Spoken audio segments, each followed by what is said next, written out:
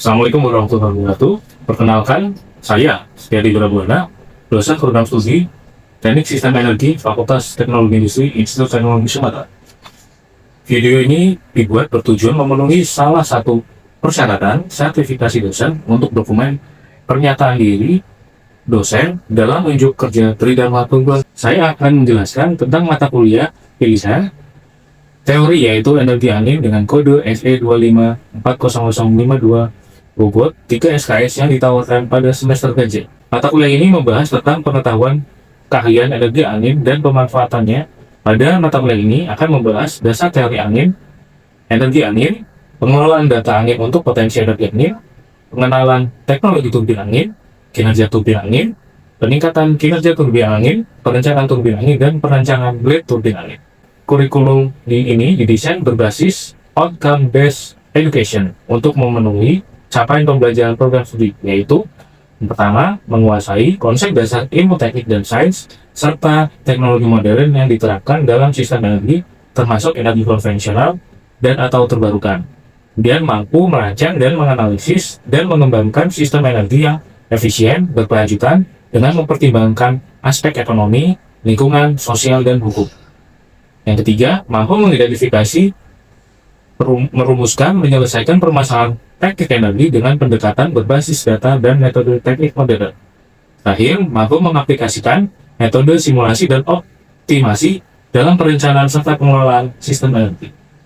Sedangkan, capaian pembelajaran mata kuliah ini adalah mahasiswa mampu menerapkan prinsip ilmu teknik untuk menganalisis dan menyelesaikan persoalan rekayasa secara sistematis, mampu menerapkan prinsip matematika, fisika, sains dasar untuk memformulasikan dan menyelesaikan persoalan teknik, mampu merancang sistem teknik secara komprehensif sesuai dengan kebutuhan, fungsional, batas ekonomi, dan lingkungan, mampu menerapkan pendekatan sistem dalam merancang, mengintegrasikan, dan mengelola sistem teknik kompleks, mampu menggunakan perangkat lunak, perangkat keras, dan alat analisis modern dalam aktivitas teknik.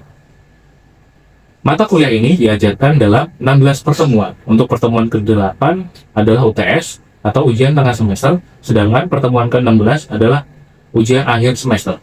Pelaksanaan perkuliahan menggunakan pendekatan Student Centered Learning secara blended learning, yaitu luring 80% di kelas dan daring maksimal 20%, dengan link pada Zoom Meeting atau Google Meeting. Selain itu, metode pembelajaran yang digunakan pada mata kuliah ini, yang pertama, ceramah interaktif, kedua studi kasus, ketiga diskusi kelompok, keempat presentasi mahasiswa, dan yang kelima project learning seperti mini project. Untuk metode penilaian dirancang sesuai IQ 7, yaitu berfokus pada proses, yaitu yang pertama aktivitas partisipatif sebesar 10% yang terdiri dari kuis serta keaktifan, kehadiran, dan perilaku di dalamnya. Kemudian project atau tugas kelompok dengan bobot 15% berupa proyek, tugas individu dengan bobot 15%, lalu untuk kognitif sebesar 60% terdiri dari kuis atau tugas UAS dan UTS. Demikianlah pemaparan mata kuliah energi angin yang juga tercantum dalam rencana pembelajaran semester atau RPS. Selanjutnya adalah bagian proses pembelajaran salah satu pertemuan pada mata kuliah energi angin. Assalamualaikum warahmatullahi wabarakatuh. Waalaikumsalam warahmatullahi wabarakatuh. Gimana kabarnya? Sehat semua? Udah sarapan semua? Sudah. Oke, nanti siap ya untuk kuliah. Siapa? Ini kita kuliah Green Energy atau energi angin. Pertemuan pertemuan hari ini kita akan belajar tentang teknologi turbin angin. Oke. Sebelumnya kita mau recall nih kalau bahasanya sekarang atau jadi nggak buat dari teman. Nah, ada yang masih ingat nggak kira-kira sebutkan komponen dari turbin angin pada sumbu horizontal kecuali A blade, B C draft and lift, D valve, E tower. Ada tahu?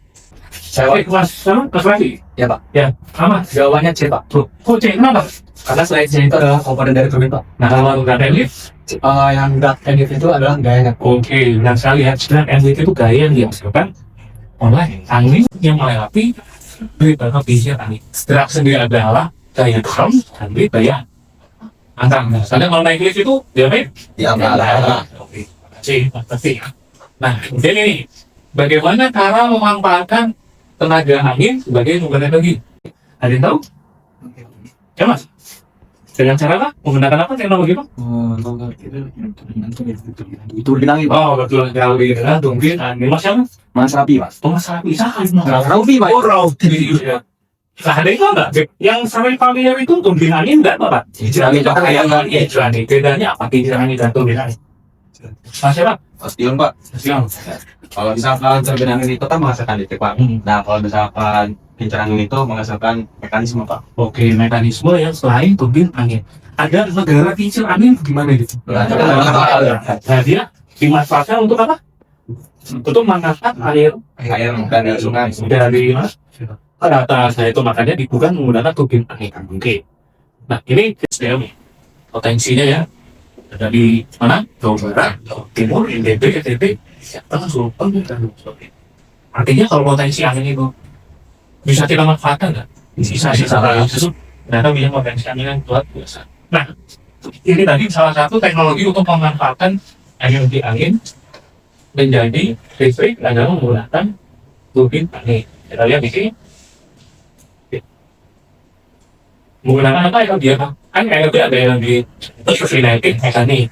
Nah kalau teknologi turbin angin potensi dari apa? Angin menerbang turbin menghasilkan energi mekanik. Energi itu kemudian mekanik menghasilkan lewat generator menghasilkan energi listrik. Jadi turbin merupakan salah satu komponen utama yang digunakan untuk pembangkitan listrik tenaga angin. Atau kalau disebut di Indonesia peminatnya PLTB, pembangkit listrik tenaga hulu, yang mengubah dari kinetik menjadi energi mekanik perputaran. Nah, putaran itu dibangun di generator menghasilkan listrik. Nah, ini menurut klasifikasinya, jadi turbin itu dibagi menjadi dua berdasarkan sumbunya. Tahu sumbu ya? Kalau kita dulu belajar di matematika ada sumbu yang horizontal yang mana? Yang vertikal kan? Iya. Itu juga turbin. Kalau ini sumbunya, ini ada AC nih. Ini sumbu atau bari. Nah kalau ini sumbu, disebutnya apa? Sumbu dan itu. Horizontal axis, orang nggak tahu turbin. Kalau yang vertikal axis. Nah pengumpulannya kalau misalkan vertikal, dia bisa menerima ini dari mana? Arah mana saja? Dari segala arah. Nah kalau yang horizontal dari situ. Nah biasanya kalau teman-teman lihat kita ada ya horizontal axis di turbin, di belakangnya itu ada pengarahnya ya. Jadi misalnya arahnya berubah, arah dari turbinnya juga ikut berubah. Nah ini ya komponen turbin. Secara sederhana komponen turbin itu ada total, kemudian ada bilahnya, ada asnya. Kemudian ada generator ini yang untuk menghasilkan listrik. Di sini kalau misalnya tadi yang vertikal ya ada nomor, ada bilahnya, kemudian ada potong dan oke. Nah, untuk yang horizontal jenis turbinnya atau bilahnya itu dibagi jadi tiga. Ada yang taper itu artinya pangkal atau hubnya itu lebih lebar daripada pin atau ujung. Kalau taperless itu sama nih. Kalau inverse taper berarti pangkalnya lebih kecil ya, atau kurang lebar daripada pinnya. Nah, kapan digunakan? Nah, untuk yang taper untuk kecepatan angin yang tinggi biasanya digunakan banyak di offshore atau di laut ya. Kalau taperless itu untuk kecepatan angin sedang. Kalau inverse taper biasanya untuk angin rendah. Nah, coba kalian ingat-ingat tuh, biasanya kalau melihat foto di Belanda ya, itu banyak yang taperless dan inverse taper. Tapi kalau kita lihat yang di laut, biasanya menggunakan yang inverse. Oke, kalau ini yang vertikal ada jenis yang bendis, gondok dan sampai yang ini ya tipenya ya. Teman-teman kalau misalkan nanti kalian rata-rata meter berapa? Di meter 5 ini, teman-teman bisa. Tapi kalau misalnya mau ambil TA dan turbin ya, bisa menggunakan yang vertikal atau yang horizontal maupun yang vertikal. Oke, nah ini namanya daerah operasional. Jadi kalau misalnya di sini namanya CP atau official power. Jadi pemeriksaan power itu ada perbandingan antara ada yang outputnya dibagi dengan dari yang inputnya. Kalau input itu biasanya teorinya, matematiknya kita punya angin berapa, kita punya turbin yang berapa, lebarnya, diameternya berapa, kita hitung menghasilkan Nah setelah kita buat modelnya, desainnya mungkin kita eksperimental menghasilkan namanya gaya output atau gaya output atau daya turbin. Nah, kemudian diperbandingkan menghasilkan C. Kemudian yang namanya PSR atau speed ratio. Nah, kita bisa lihat nih, untuk yang horizontal axis itu berada di ternyata di kecepatan yang tinggi. Nah, kalau yang vertikal itu biasanya digunakan untuk di kecepatan yang rendah. Nah, ini daerah operasional. Jadi nanti rekan-rekan misalkan peluru sudah deteksi, kemudian menjadi konsultan energi mendapatkan project di sebuah daerah dan kita lihat potensi anginnya itu baik. Nah, kita lihat sekali kita ingin menggunakan tipe turbin angin yang mana di sini. Wah, ini anginnya angin-anginan nih. Gitu. Nah, itu kita bisa melihat vertikal gitu. Kemudian ini di pesisir di laut kita bisa manfaatkan yang horizontal. Kemudian ini ya, nah tadi ya saya bilang karena teman-teman nanti ada project di pesisir kemudian memungkinkan untuk membuat kita di turbin angin di offshore atau di resource ya, bedanya offshore sama resource nanti minggu depan kita bahas ya. Nah, kita bisa menggunakan struktur pendukung ya, ini juga bisa buat kayak teman-teman sudah bagaimana kestabilan dari apa namanya struktur ya, ada monopile, tripod, jagger, twin pile, dan gravity. Nah, ini adalah struktur yang fix. Kemudian ada expand atau sepihak yaitu yang floating. Ya, kan tadi teman-teman juga bisa nih, karena saya beberapa kali ketemu yang di bandara orang-orang Indonesia yang mengerjakan turbin angin itu di laut Inggris. Oh, bisa ke Inggris ya. Nah, ini blade ya, blade atau bila. Blade itu kalau bahasa Indonesia ya Pak? Pisau ya, atau ruci. Pisau kan ada yang taperless ya. Jadi taperless itu bisa tuh potong tulang ya. Makanya tapi kalau yang tajam untuk isi kilat itu biasanya menggunakan yang kuncing gitu. Nah, blade itu dibentuk kalau sederhana kan biasanya kalau yang vertikal itu pakai apa? Triplek atau seg ya, yang strukturnya itu sama ya, seperti ini ya, seperti pelan jadi. Nah, atau kalau yang vertikal itu biasanya menggunakan drum dibagi dua ya, kemudian digeser jadi membentuk S seperti ini ya. Nah, ternyata bentuk dari blade itu mempengaruhi dari aerodinamikanya. Ya, teman-teman ya, kalau di sini ada yang bawa motor nggak? Motor kalau misalkan diberikan firing itu untuk apa? Mengurangi hambatan yang mana. Jadi agar melaju aliran udaranya itu baik. Nah, begitu pun di turbin angin ya. Jadi bagaimana dibuat? Kalau kita lihat di situ bentuknya plat, ya teman-teman. Ini di sini bentuknya plat. Nah, ini ternyata di sini menciptakan apa namanya? Turbulen. Sudah belajar mekanika fluida? Turbulen itu artinya ya? Tiga kurang aliran. Sedangkan misalkan bentuknya sehingga agak kecil ya, spears ya. Itu juga masih menghasilkan walaupun di ujungnya ini sudah lumayan smooth ya, sudah lumayan laginan. Nah, ternyata yang baik ini dibentuk foil ya. Nah, walaupun di ujungnya ini di leadingnya itu mati tapi lebih baik daripada yang flat dan spears. Nanti kita bahas ya tentang bentuk-bentuk dari airfoil. Oke, ini ya. Nah, ini adalah salah satu contoh ya, yaitu Naca 0018. Jadi Naca ini yang mengeluarkan, jadi mungkin Mas apa dulu Mas? Mas Yazid. Nanti peneliti tentang airfoil bisa aja Yazid 008 gitu. Nah, 008 karena kita negara 08 gitu yang beda. Enggak, karena X-nya itu 0-nya itu maksimum senternya. Ya, kemudian posisinya di mana? Kemudian Z ini adalah maksimal thickness-nya. Gitu. Oke, ini ya. Tadi airfoil kalau misalkan blade, pangkal yang kita sebut ujung tip. Nah, kalau di airfoil, ujung sini kita sebut dengan leading edge titik ya. Dan di ujungnya adalah trailing edge. Nah, leading itu titik paling depan, trailing paling belakang, kemudian centernya. Ini ya maksimal centernya, thickness sebarannya. Ini juga akan mempengaruhi dari aliran fluidanya. Fluidanya bukan apa? Darah.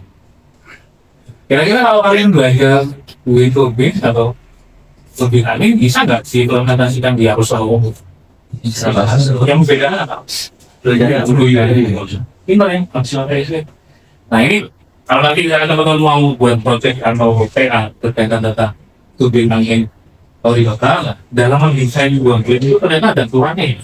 Apalagi kita mau buat yang paper ya, kita tentukan dulu kayaknya atau jari-jarinya, kemudian kita dibagi menjadi beberapa segmen atau elemen. Nah, di situ ada aja chordnya, aksialnya, dan lain sebagainya. Nah, kemudian jumlah bed. Kira-kira jumlah bed itu mempengaruhi nggak sih dari putaran? Kenapa ya? Badannya berbeda. Nah ini ya, ada pertanyaan, benarkah semakin banyak jumlah bed akan meningkatkan gaya yang dihasilkan? Mungkin ya. Kemudian mengapa harus menambah bed yang akan menggambar gerakan nonton? Terus mengapa perlu jumlah bed yang banyak ketika 2 atau 3 bed cukup? Nah, kira-kira apa? Semakin banyak jumlah bed, semakin luas nggak putarannya? Atau gini, analoginya, kalau kalian mau menangkap angin, kalau rendah butuh jumlah bed yang lebih banyak atau lebih sedikit? Lebih sedikit. Lebih banyak sedikit. Lebih banyak ya teman-teman. Jadi kalau kita lihat di daerah yang punya kecepatan yang lebih banyak, biasanya jumlah bednya lebih banyak. Tapi kalau misalkan sudah kecepatan angin yang sudah tinggi, itu biasanya jumlah bednya itu hanya 2 atau 3 saja. Nah biasanya jumlahnya itu ganti lah agar apa? Untuk mempermudah starting dari bed. Ini ya, kita di sini ada PSR atau PSR besar itu artinya kecepatan anginnya besar ya, gaya besar biasanya semakin sedikit, gaya kecil biasanya semakin banyak. Kita punya namanya speed ratio atau kecepatan di sudut, itu adalah perbandingan antara kecepatan putar dikali rasio dibagi dengan kecepatan putar. Nah ini dibentuk atau ditentukan untuk menentukan jumlah turbin sendiri. Nah ini tadi ya, kira-kira kalau kecepatan sangat tinggi itu untuk apa tuntutannya? Nah misal Mbak Roma jadi kan Mbak Regila nanti jadi CEO perusahaan pembangkit energi, tiba-tiba ada permintaan dari Mbak Wayan minta bahwa ini ternyata juragan ya, dia punya pulau pengen buat resource, dan dia butuh untuk, kalau butuh resource artinya butuh apa? Energi untuk apa? Listrik untuk yang menghidupkan dari pulau itu sendiri. Nah harus dilihat kira-kira kecepatan anginnya tinggi atau rendah tuh. Nah kecepatan angin tinggi untuk apa Mbak? Untuk dimanfaatkan untuk apa? Menghasilkan listrik ya, karena bisa memutar generator ya. Nah, kemudian ada pulau kecil di situ hanya dimanfaatkan untuk misalkan untuk pompa. Karena ada wisatawan yang mungkin ingin mampir ke sana gitu ya, dan di sana butuh untuk untuk bersih-bersih ya, pompa berarti menggunakan tipe speed ratio yang rendah. Jadi kita lihat kira-kira berapa apa yang dibutuhkan, kemudian potensinya seperti apa ya. Jadi pertanyaannya apa? Lift dan drag ya. Ada daya angkat dan daya dorong. Misalkan ini analoginya ada sebuah rumah diterpa angin. Kalau dia dragnya lebih besar, dia akan roboh ya. Tapi kalau misalkan drag dan liftnya itu besar, apa yang terjadi di rumah ini? Angkat ya. Jadi angkat daya angkat itu daya tegak lurus dengan aliran sudah. Kalau ini dengan total gayanya, kalau misalkan gaya dorong sejadul atasnya. Nah, ini kalau misalkan kita lihat dari ini ada dari gaya asalnya liftnya, jadi memutarnya itu sesuatu dari liftnya. Nah kalau gaya dorong ini biasanya mengakibatkan apa? Kalau dari komponen dari ini misalkan ada turbin angin terus diterpa angin ya, kalau ini kan memutar turbin. Kalau gaya dorong itu mengakibatkan apa? Getaran mana? Ini namanya? Ini kan bila ini. Betul saya. Jadi makanya kalau desain jangan sampai geraknya itu lebih besar daripada liftnya ya. Kalau lebih besar geraknya akan menghasilkan ini. Kalau ini turbin zaman dulu yang ini turbin nih. Mungkin kalau kita analogikan ya, manusia itu kan semakin lama semakin berkembang teknologi itu seperti ini. Ada yang pernah melihat perusahaan pembuat mie, dia mengadonnya biasanya kan dari turbin. Nah ini yang muter, ini apa? Awalnya dulu manusia mungkin, maksudnya memutarkan di sini, kemudian ada yang menghimpit adonannya, kemudian menyatu, kemudian berubah jadi apa? Masa manusia kemudian jadi hewan. Setelah itu mungkin akhirnya berpikir, wah di sini kan anginnya tinggi ya, kemudian kita manfaatkan. Jadi awalnya itu untuk menggayung nih. Nah, kemudian kan sumber kan. Oke.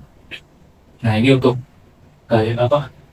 Kalau di ya ada single, double, pistol, biasa, vertical, kemudian sampling, rolling, dan sebagainya. Kemudian ini yang dengan daya dorong atau rampling ya, ada yang ditegak, lift dan lift.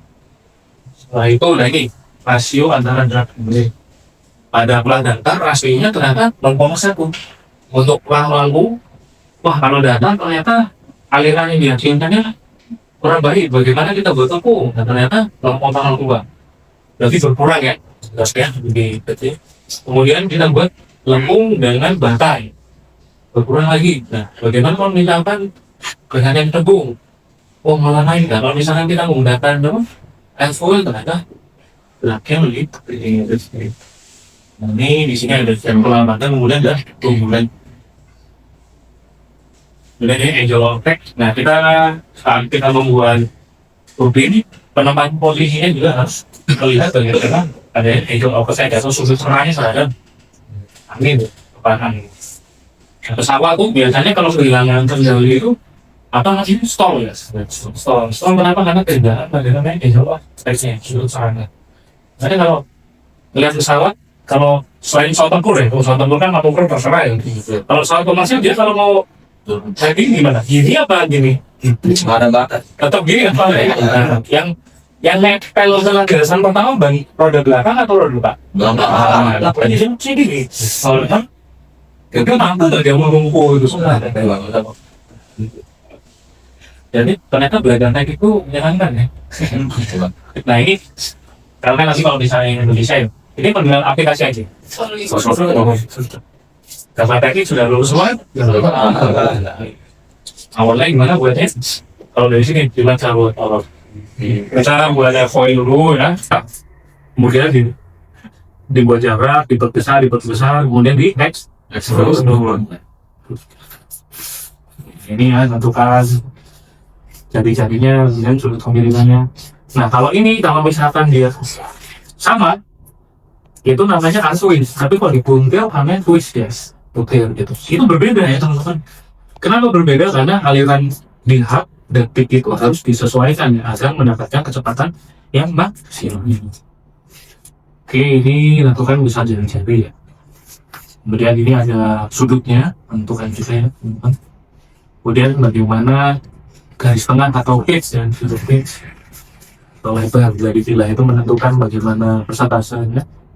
Nah ini masing-masing kaca ya, kita bisa lihat tuh di referensi di foil ya, mana yang paling besar. Kalau di sini ternyata CP max paling besar itu ada di 303, 404, berarti yang paling bagus di mana? Di S ya, 103.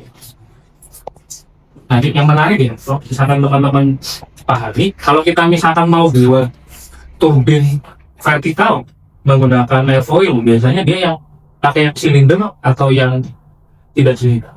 Saya tahu di sini itu simetris atau tidak asimetris. Kalau arahnya mau dari segala arah, pakai yang sih simetris. Kan teman-teman kemarin belajar ya bagaimana pesawat itu bisa terbang. Apa yang membedakan?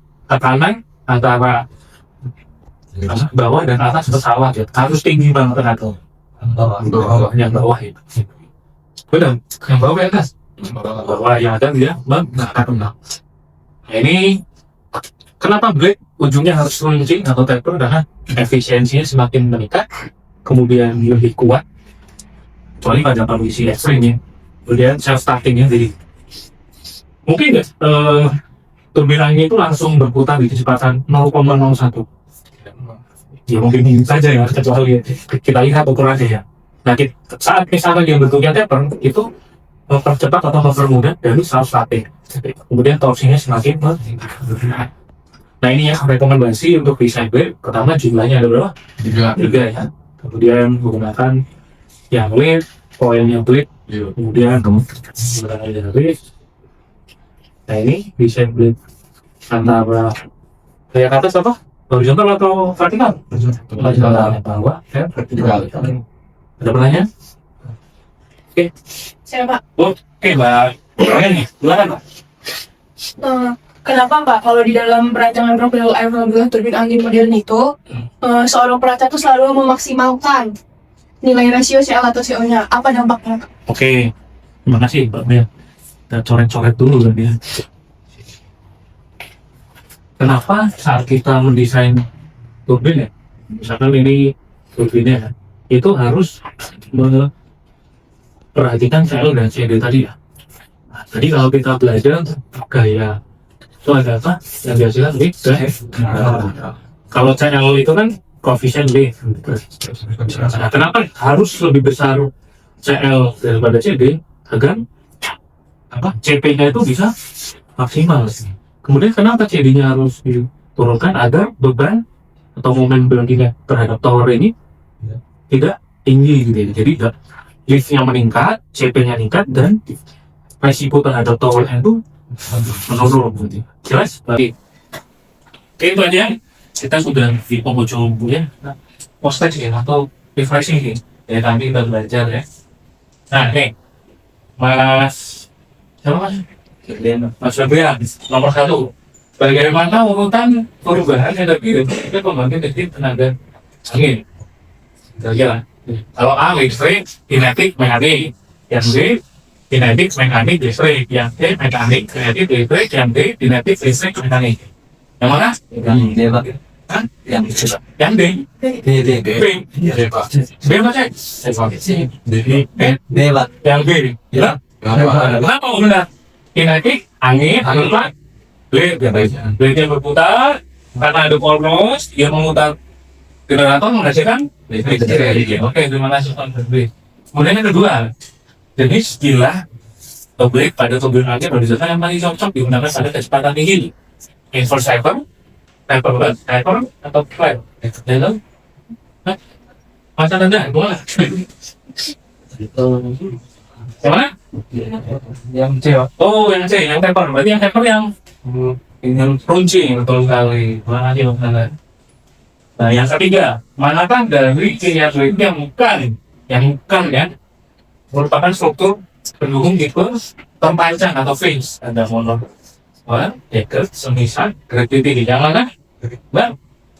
Mbak Solar? Mbak Enda, wah, bidadari ya. Yang C betul? Betul nggak? Kalau semi-up itu dia menggunakan apa?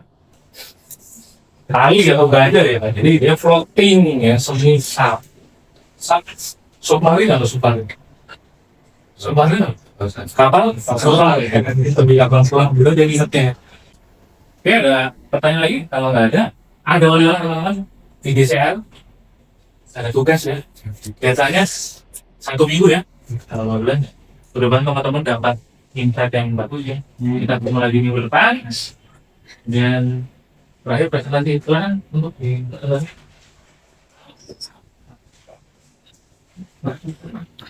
bisa semua?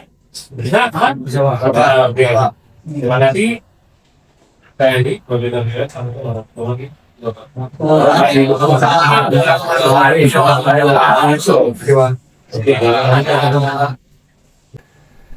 Demikian video pembelajaran yang telah dilaksanakan pada mata kuliah energi angin program studi teknik sistem energi Institut Teknologi Sumatera.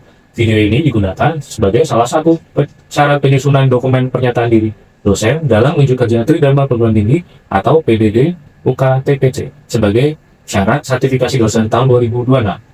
Semoga menjadi pertimbangan yang baik atas penilaian untuk saya. Akhir kata, saya Sedi Urabuana mengucapkan wassalamualaikum warahmatullahi wabarakatuh. Terima kasih.